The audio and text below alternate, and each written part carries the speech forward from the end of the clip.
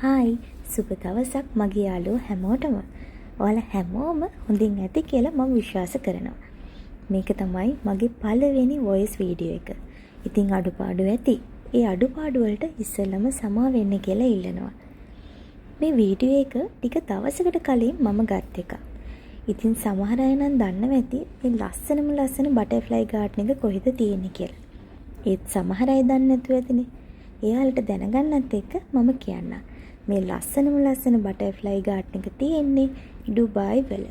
ඉතින් ඩුබායි වල ඉන්න කට්ටිය නම් මේ ලස්සන ගාඩන් එකට ගිහිල්ලත් ඇතිනේ. සමහරු යන්න හිතාගෙනත් ඇති.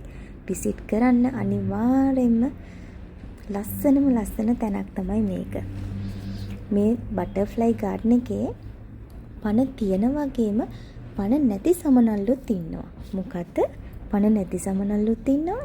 ඔව් යාළුවනේ, පණ නැති සමනල්ලුන්ගෙන් ලස්සන නිර්මාණ කරලා තියෙනවා. ඔයාලට ඒවා මේ වීඩියෝ එකේදීත් බලා ගන්න පුළුවන්.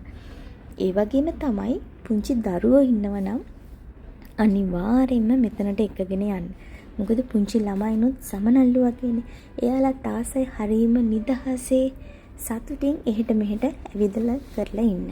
ඉතින් ඒක නිසා එතනට ගියපුවම මතක ඇතුව පුංචි සමනල්ලුන්ට කරදර කරන්නේ නැතුව ඒ බබාලාගේ අතට අරගෙන එයාලත් නිදහසේ ඉන්නවනම් එයාලට කිසිම බාධාවකින් තොරව දුවපැන ඇවිදලා එතන ඉන්න පුළුවන්. මම ඔයාලට තවත් දෙයක් කියන්නද?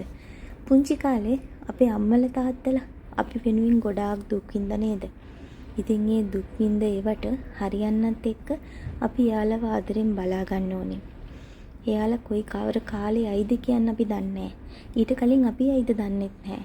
හැබැයි අපි ළඟ අපිට පුළුවන් පමණින් අපි යාළුව ආදරෙන් බලාගත්තොත් ජීවිතේ කවදා හරි ආපස්සට හැරිලා බැලුවම අපේ ජීවිතවලට සැනසීමක් දැනේ. ඉතින් මේ